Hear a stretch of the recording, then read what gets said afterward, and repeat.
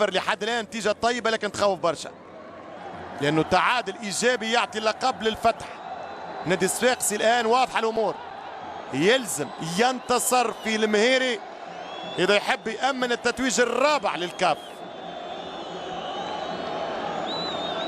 الفتح سيلعب في المهيري على عديد الظروف وبعديد الفرضيات. يتعادل 0-0 يهزك لركلات الترجيح، او يلعب لتعادل ايجابي للقب او للانتصار من اجل الكاس. النادي الصفاقسي الان في 0-0 عنده حل واحد، هو الانتصار للحصول على الكاس القاريه رقم 4 في تاريخه واللقب الدولي رقم 7. لانه النادي الصفاقسي عنده 3 كؤوس افريقيه، بطولتين على المستوى العربي، وعنده كاس في شمال افريقيا. الاشتباك الاخير بين المدرب والغربي مع تدخل بن يونس ينتهي على من جانب شادي الهمامي.